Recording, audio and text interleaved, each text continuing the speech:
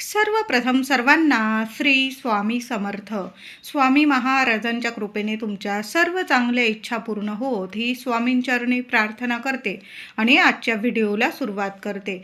उद्या गुरुवार 22 जानेवारी 2026 श्री गणेश जयंती आलेली आहे. म्हणजेच विनायक चतुर्थी, तिलकुंद चतुर्थी, वरद चतुर्थी. उद्या गणपती बाप्पांचा जन्मदिवस आहे. सर्वांनी जेवढी सेवा होईल ना तेवढी जरूर करा. इच्छा प्राप्ती चतुर्थी असं जरी म्हटलं ना तरीही चालेल. उद्या सर्वांच्या इच्छा संपूर्ण दिवसभरात पूर्ण होण्याचाच उद्याचा दिवस आहे. लवकर उठा, सर्वांनी लवकर उठायचं आहे. चिमूटभर पांढरी तीळ आंघोळीच्या पाण्यात टाकायची आहे. महिलांनो, लहान लेकरांपासून मोठ्यांपर्यंत हा आंघोळीचा उपाय जरूर करा. चिमूटभर पांढरी तीळ टाका आणि थोडंसं गंगाजल असेल, गुलाबजल असेल, थोडंसं गोमूत्राचे 2 थेंब टाकले चालेल. पण पांढरी तीळ टाकून उद्या तिलकुंद चतुर्थी, तिळाचे जेवढे उपाय करता येईल ना जरूर करायचे आहे. तर उद्या आंघोळीचा हा उपाय जरूर करायचा आहे. त्यानंतर गणपती बाप्पांची पूजा करायची आहे. प्रत्येकाच्या देवघरात गणेशाची मूर्ती असतेच. असं कुठलंच घर नाही या जगात की गणपती बाप्पांची मूर्ती या देवघरात नाही. तर गणपती बाप्पांना तामणात घ्यायचं आहे. आधी स्वच्छ पाण्याने, त्याबरोबर पाण्यात थोडीशी तीळ टाका आणि गणपती बाप्पांना सुद्धा तीळ मिश्रित पाण्याने अभिषेक करायचा आहे. पांढरी तीळ टाकून गणपती बाप्पांना अभिषेक करायचा आहे. जेव्हा महादेवांची सेवा करतो तेव्हा काळी तीळ टाकतो आपण पाण्यात, पण जेव्हा गणपती बाप्पांची सेवा कराल ना पांढरी तीळ टाका. तिळाचं उटणं केलेलं असेल तर गणपती बाप्पांना तिळाचं उटणं लावा. नाही जमत तुम्हाला, साधी तीळ पाण्यात टाका, दुधात टाका. छान असं पाण्याने, नंतर पंचामृताने किंवा दुधाने, पुन्हा स्वच्छ पाण्याने अभिषेक करायचा आहे. गणपती बाप्पांना छान असं लाल रंगाच्या वस्त्रावर तांदळाची, मुठभर तांदळाची रास करा. अख्खे तांदूळ वापरायचे आहे. कधी पण देवांची पूजा सेवा करताना अख्खेच तांदूळ घ्यायचे आहे. तर तांदळाची रास करायची आहे. दुसऱ्या दिवशी शुक्रवारी ते तांदूळ आपल्या कोठी असेल तुमची, डबा असेल त्यात टाकायचे आहे. वर्षभर धन धान्य, पैसा, ऐश्वर्य, सुख कशालाच कमी पडणार नाही. तांदळाचा हा उपाय सर्वांनी जरूर करायचा आहे. मुठभर तांदळाच्या राशीवर गणेशाची मूर्ती स्थापन करायची आहे. तर माघ शुद्ध चतुर्थी म्हणजे पंचांगानुसार माघी गणेश चतुर्थी तिथी प्रारंभ होणार आहे. 22 जानेवारी गुरुवारी पहाटे 3:47 ही तिथी प्रारंभ होणार आहे आणि 23 जानेवारीला शुक्रवारी मध्यरात्री 2:28 ही तिथी समाप्त होणार आहे. उदय तिथीनुसार माघी गणेश जयंती चतुर्थी ही 22 जानेवारी 2026 गुरुवार रोजीच आपण साजरी करणार आहोत. गणेश जयंतीच्या दिवशी गणपती बाप्पांची पूजा स्थापनेचा शुभ मुहूर्त सकाळी 9:29 पासून ते दुपारी 12:58 असणार आहे. या 3.5 तासाच्या शुभ मुहूर्तावर गणपती बाप्पांची सेवा, पूजा, अभिषेक आणि स्थापना जरूर करायचा आहे. दुपारी 1 ते 3 हा राहूचा काळ असणार आहे. या 2 तासाच्या राहूच्या काळात, अशुभ काळात चुकून सुद्धा गणपती बाप्पांची पूजा असेल, सेवा असेल, आरती वगैरे करणार असाल तुम्ही, किंवा बऱ्याच घरांमध्ये भाद्रपद महिन्यात जसं आपण गणपती बाप्पांची पार्थिव गणेशाची मूर्ती स्थापन करतो तशाच पद्धतीने बऱ्याच घरांमध्ये माघी गणेश जयंतीला सुद्धा 5 दिवसांचा, 11 दिवसांचा अशा पद्धतीने गणपती बाप्पांची स्थापना सुद्धा केली जाते. तर तुमच्या घरात जर गणपती बाप्पांची स्थापना होत असेल किंवा आपण जर देवघरातल्या गणपतीची पूजा करत असाल तर सकाळी 9:29 पासून ते 12:58 आपल्याला पूजा करायची आहे, स्थापना करायची आहे. नंतर 1 ते 3 हा राहूचा काळ असणार आहे दुपारी. या वेळात, या काळात गणपती बाप्पांची स्थापना, पूजा, सेवा चुकून सुद्धा करू नका. आता उद्या आपण सर्वच जण देवदर्शन म्हणजे गणपती बाप्पांच्या दर्शनाला मंदिरात तर जाणारच आहोत. तुम्ही 3 वाजेनंतर अगदी रात्रीच्या 12 वाजेपर्यंत दर्शन घेतलं ना चालेल. संपूर्ण दिवस हा शुभच आहे. फक्त हा राहू काळ 2 तासाचा जाऊ द्या, बाकी संपूर्ण दिवस हा शुभच आहे. तुम्ही जर भल्या पहाटे उठून गणपती बाप्पांची पूजा, स्थापना करत असाल तर तोही शुभच काळ आहे. म्हणजे दुपारी 12:58 संपूर्ण दिवस हा शुभच आहे. आहे फक्त दुपारी 1 ते 3 हा राहूचा अशुभ काळ असणार आहे. हा 2 तासाचा काळ जाऊ द्या. बाकी दिवसभर बाप्पाचं दर्शनासाठी, पूजा, सेवा, स्थापना करण्यासाठी अतिशय शुभ दिवस आहे. उद्या गणपती बाप्पांची स्थापना करून छान असा अष्टगंधाचा किंवा हळद कुंकू ओलं करा आणि ओला तिलक गणपती बाप्पांना लावायचा आहे, तिलक करायचा आहे. बाप्पाला छान असं दुर्वा अर्पण करायचे आहे. प्रत्येकाने 21 दुर्वांची जुडी गणपती बाप्पांना अर्पण करा. दुर्वांची जुडी अर्पण करताना मागील देठाला हळदी कुंकू लावायचं आहे. उजव्या हातात ती जुडी घ्यायची आहे. तुमची मनोकामना बाप्पांच्या चरणी बोलायची आणि ती जुडी गणपती बाप्पांच्या चरणी अर्पण करायची आहे. एक का होईना लाल जास्वंद गणपती बाप्पांना जरूर अर्पण करायचं आहे. त्याचबरोबर लाल जास्वंद अर्पण केल्यानंतर महिलांनो 21 तांदळाचे दाणे, अख्खे 21 तांदळाचे दाणे घ्यायचे आहे. थोडंसं हळद कुंकू कोरडंच त्याला लावून घ्यायचं आहे. उजव्या हातात ते 21 तांदळाचे दाणे घ्यायचे आहे.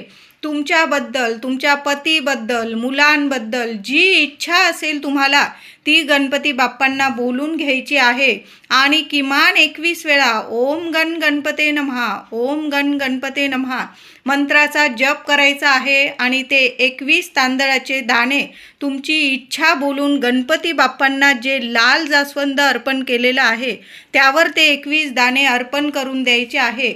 एका रात्री तुमच्या आयुष्याचं, तुमच्या मुलांच्या आयुष्याचं सोनं नाही झालं तर मला बोला. सुंदर सेवा आहे गणपती बाप्पांना 21 तांदळाचे दाणे अशी सेवा करून मनोकामना बोलून प्रत्येक आईने जरूर अर्पण करा. गौरीपुत्र श्री गणेश आहेत. उद्या तुमची हाक, तुमची इच्छा जरूर पूर्ण करतील. आईला नाही सेवा करता आली, वडिलांनी करा, पण जरूर करा.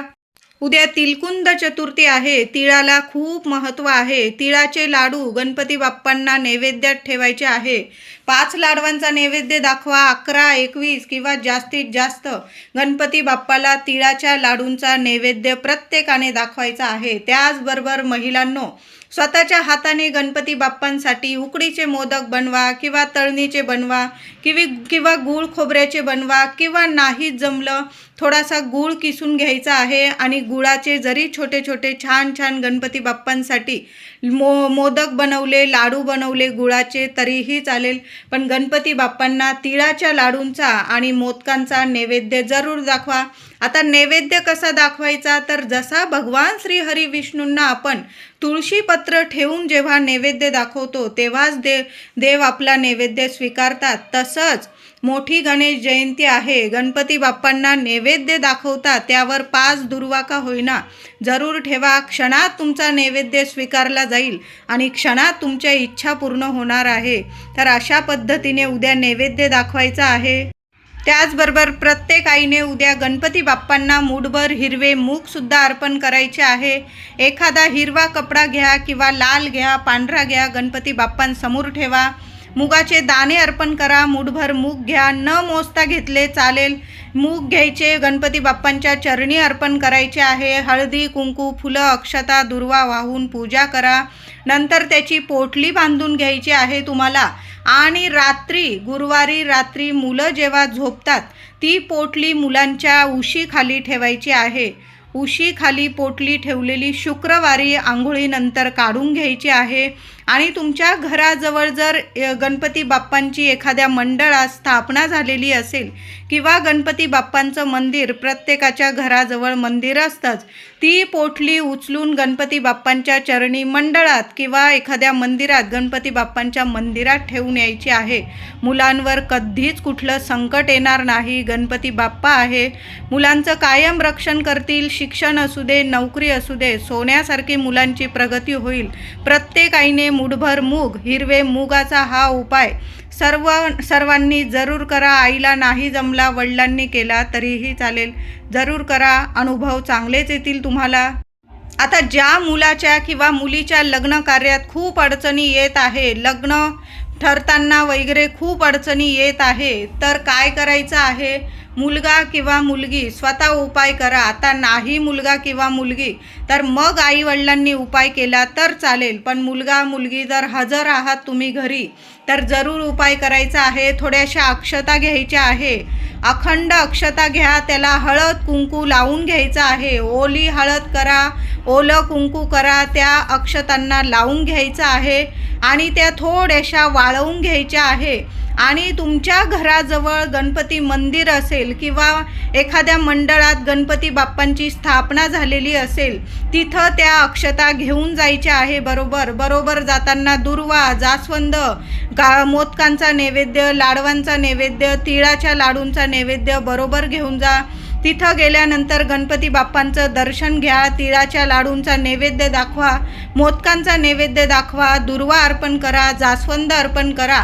आणि ज्या तुम्ही अक्षता बनवून नेलेल्या आहे त्या ज्या मुलाला किंवा मुलीला लग्न कार्यात अडचणी येत आहे त्या व्यक्तीने, त्या मुलाने किंवा मुलीने स्वतःच्या हाताने, उजव्या हाताने गणपती बाप्पांच्या चरणी किंवा गणपतीच्या अंगावर त्या अक्षता थोड्याशा अर्पण करायच्या आहे.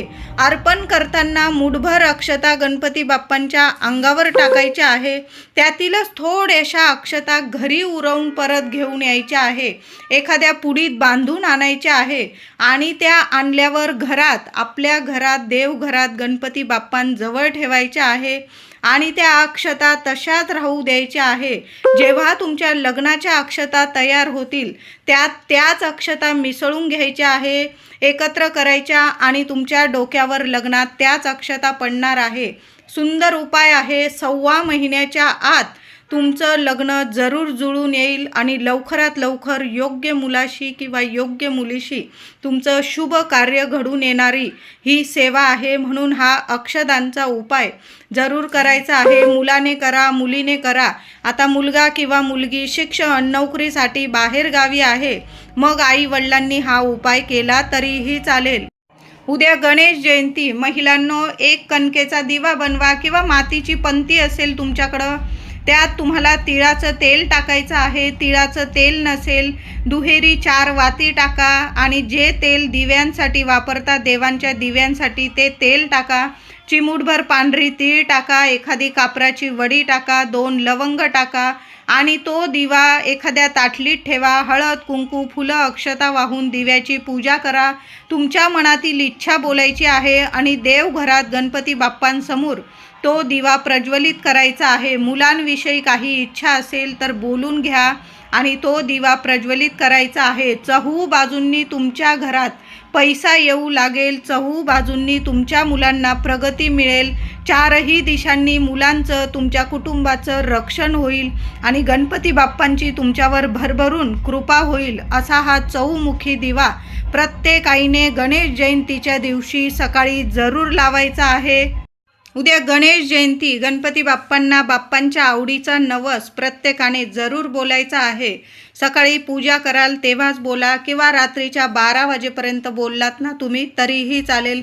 घरात गणपती बाप्पांसमोर बोला किंवा मंदिरात जात असाल मंदिरात बोललात तुम्ही किंवा तुमच्या घराजवळ मंडळ असेल तिथं गणपती बाप्पांची स्थापना केलेली असेल, तुम्ही कुठंही गणपती बाप्पांना तुम्ही नवस बोलू शकतात. बाप्पा आहे. गणेश जयंतीला जिथं बघाल ना 1000 पटीने गणपती बाप्पा जागृत स्वरूपात वास करत असतात. गणेश जयंतीचा दिवस आहे, गणपती बाप्पांचा वाढदिवस, जन्मदिवस आहे. गणपती बाप्पांना हाक मारून तर बघा. गणपती बाप्पांच्या आवडीचा नवस बोलायचा आहे. तर काय नवस बोलाल? तर गणपती बाप्पांना तुम्ही चतुर्थीचा नवस बोलू शकतात. पुढची अंगारकी येईल तेव्हापासून बाप्पा मी तुमच्या 11 संकष्ट चतुर्थीचं व्रत करेल, 21 संकष्ट चतुर्थीचं व्रत करेल किंवा मरोस्तोवर आयुष्यभर मी संकष्ट चतुर्थीचं व्रत नक्कीच करेल, असा तुम्ही फलदायी हा नवस बोला.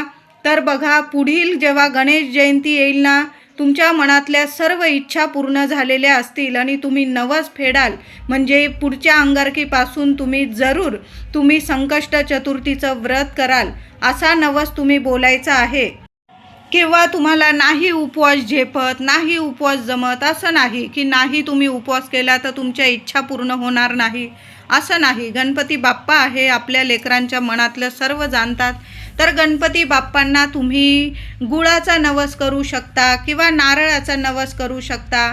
मंदिरात किंवा मंडळात तुम्ही 5 नारळाचं तोरण बांधेल किंवा 11 नारळांचं, 21 नारळांचं किंवा जास्तीत जास्त नारळांचं तोरण तुमच्या मंदिराला अर्पण करेल किंवा मंडळाला अर्पण करेल असा नवस बोलू शकता. किंवा 1.25 किलो, 5.25 किलो किंवा 10 किलो, 11 किलो गुळाचं तुम्ही दान कराल असा सुद्धा तुम्ही नवस गणेश जयंतीच्या दिवशी करू शकतात. किंवा तुम्ही 21 दुर्वांच्या 21 जुड्या गणपती बाप्पा मी तुम्हाला अर्पण करेल, तुमच्या चरणी अर्पण करेल असा नवस बोलू शकता. 21 दुर्वांच्या 21 जुड्या किंवा जास्तीत जास्त जुड्या मी गणपती बाप्पा तुमच्या चरणी अर्पण करेल, गणेश जयंतीला अर्पण करेल, पुढील गणेश जयंतीला किंवा संकष्ट चतुर्थीला असा नवससुद्धा तुम्ही करू शकता. बघा, तुमच्या सर्व इच्छा गणपती बाप्पा जरूर पूर्ण करेल. गणपती बाप्पा आहे, आपल्या लेकरांना कधीच खाली हात ठेवत नाही. म्हणून गणपती बाप्पाला ज्या आवडीच्या गोष्टी आहे ना त्यांचा नवस जरूर बोला. दुर्वांचा नवस बोला, नारळसुद्धा, खोबरं गूळ बाप्पाला इतकं प्रिय आहे. गुळाचा नवस बोला किंवा खोबऱ्याचा नवस बोला किंवा जास्वंद, बाप्पांना मी एवढी जास्वंद अर्पण करेल असा सुद्धा नवस बोलू शकता. किंवा चतुर्थीचं व्रत कराल तुम्ही असा नवस बोला. उद्या महिलांनो, देवघरात 2 विड्याची पानं गणपती समोर ठेवायची आहे. त्यावर 1 सुपारी ठेवायची आहे आणि 2 लवंग ठेवायचे आहे. हळद, कुंकू, फुलं, अक्षता वाहून पूजा करायची आहे. ही सेवा सकाळीच करा. 12:58 तुमची सेवा झालेली पाहिजे.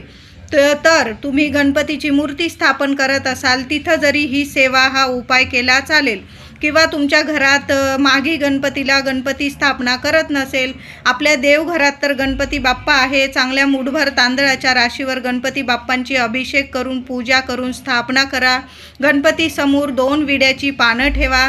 देठ बाप्पाकडे आला पाहिजे अशा पद्धतीने ठेवा. त्यावर तुम्हाला 1 रुपया ठेवायचा आहे. त्यावर 1 सुपारी ठेवायची आहे. 2 लवंगा ठेवायच्या आहे. हळद, कुंकू, फुलं, अक्षता, दुर्वा, जास्वंदाचं फूल वाहून पूजा करायची आहे. दुसऱ्या दिवशी शुक्रवारी ती सुपारी, तो रुपया आणि 2 लवंग एका लाल कपड्यात बांधून घ्यायच्या आणि तुमच्या तिजोरीत ठेवायच्या आहे. साक्षात गणपती बाप्पा तुमच्यावर इतकी कृपा करतील की पैसा तुमच्या घरात नाही अशा गोष्टी कधी घडणार नाही. साक्षात लक्ष्मी तुमच्या घरात वास करेल, अखंड वास करेल, तुमच्या घरातलं दुःख दारिद्र्य दूर करेल, मुलांची दिवस रात्र प्रगती व्हायला सुरुवात होईल.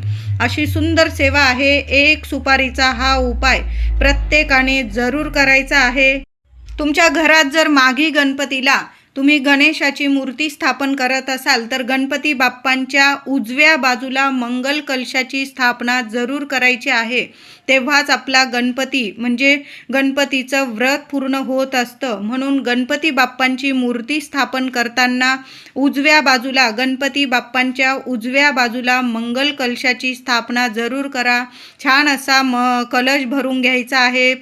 त्यात 1 रुपयाचं नाणं टाका, सुपारी टाका, थोड्याशा दुर्वा टाका, हळदी कुंकू फुलं वाहून कलशाची पूजा करा. अष्टदिशांनी हळदी कुंकवाची बोटं लावायची. छान अशी 5 पानं विड्याची ठेवा. नसतील विड्याची, आंब्याची 5 पानं ठेवा. त्यावर छान असा नारळ ठेवायचा आहे. पाणीदार शेंडी वर आली पाहिजे. कलशाखाली मूठभर तांदळाची रास करा आणि गणपती बाप्पांच्या उजव्या बाजूला मंगल कलशाची स्थापना जरूर करा. आता ज्यांच्या घरात गणपती बाप्पांची मातीच्या मूर्तीची स्थापना होत नसेल, आपल्या देवघरात तर गणपती बाप्पांची मूर्ती आहेच, तर बाप्पांच्या उजव्या बाजूला प्रत्येक महिलेने आपल्या देवघरात उद्या मंगल कलशाची स्थापना जरूर करायची आहे. नवीन नारळ स्थापन करायचा असेल, नवीन कलशावर नवीन नारळ भरा आणि तो जुना नारळ असेल तुम्ही वाहत्या पाण्यात विसर्जित करायचा आहे. असा मंगल कलश जरूर उद्या सर्वांनी भरायचा आहे. खूप शुभ परिणाम आपल्या वास्तूत घडायला लागतील. सर्व शुभ गोष्टी घडून येईल. गौरी मातेची सुद्धा आपण सेवा करणार आणि गणपती बाप्पांची सुद्धा. गौरी पुत्र श्री गणेश आहे, आपल्या सर्व इच्छा मनोकामना उद्या जरूर पूर्ण करतील. म्हणून गणपती बाप्पांची स्थापना करताना उजव्या बाजूला, गणपती बाप्पांच्या उजव्या बाजूला मंगल कलशाची स्थापना जरूर करा. उद्या गणपती बाप्पांना गूळ खोबऱ्याचा नैवेद्य सकाळी जरूर दाखवा. तुम्ही संध्याकाळी मोदक बनवणार असाल तर संध्याकाळी मोदक बनवा, पण सकाळी गूळ खोबऱ्याचा नैवेद्य दाखवा. घराजवळ जर गाय असेल, ताजी चपाती, थोडासा तूप लावा, गूळ ठेवा आणि ताजी चपाती गोमातेला जरूर खाऊ घालायची आहे. उद्या देवघरातील दिवा ठेवत असाल त्याखाली सुद्धा थोडीशी तांदळाची, मुठभर तांदळाची रास करा आणि त्यावर आपल्याला दिवा ठेवायचा आहे. उद्या सर्वांनी आपल्या घरामध्ये, आपल्या वास्तूमध्ये 11 वेळा अथर्व शीर्षाची सेवा जरूर करा. 11 वेळा फलश्रुतीसह अथर्व शीर्ष पठण करा. 11 वेळा गणपती स्तोत्र पठण करा. मुलांकडून सुद्धा सेवा करून घ्यायची आहे. आणि जेव्हा आपण सकाळी गणपती बाप्पांना जो अभिषेक करणार आहोत पाण्याने, दुधाने, त्यातील थोडं का होईना तीर्थ मुलांना जरूर प्यायला द्यायचं आहे. गणपती बाप्पा रिद्धी सिद्धी बुद्धीचे देवता आहे. मुलांची बुद्धी तीक्ष्ण होईल. मुलांना शिक्षणात, नोकरीत प्रगती मिळत नसेल तर भरभरून प्रगती मिळायला लागेल. मुलं उच्च शिक्षित होतील, नोकरीत त्यांना यश, प्रगती मिळेल. म्हणून ही सेवा जरूर करा. उद्या तुम्ही मंदिरात किंवा मंडळात बाप्पांच्या दर्शनाला गेला तर मोदक, लाडू आपण नैवेद्य तर नेणार, पण एक श्रीफळ सुद्धा गणपती बाप्पांना अर्पण करायचं आहे. प्रत्येकाने नारळ अर्पण करायचं आहे. वर्ष कसं सुख समृद्धीचं जाणार आहे. उद्या चुकून सुद्धा चंद्र दर्शन कोणीच करू नका आणि गणपती बाप्पांना चुकून सुद्धा तुळस अर्पण करू नका. बाप्पांना दुर्वा अर्पण करायचा आहे. बाप्पांना एक का होईना शमीपत्र, प्रत्येक आईने एक का होईना शमीपत्र जरूर अर्पण करायचं आहे. खूप सुंदर अनुभव येतील तुम्हाला. बाप्पा आहे, सर्व आपल्या ज्या काही चुका झालेल्या असतील त्यांना माफी करेल आणि आपल्या आयुष्यात सुख समृद्धी घेऊन येतील. म्हणून उद्या शमीपत्र सर्वांनी जरूर अर्पण करायचं आहे. घरात करा, मंडळात करा, मंदिरात करा, पण उद्या गणपती बाप्पांच्या चरणी शमीपत्र जरूर अर्पण करायचं आहे. व्हिडिओ आवडला असेल लाईक करा, शेअर करा, चॅनलला नक्की सबस्क्राईब करा. धन्यवाद.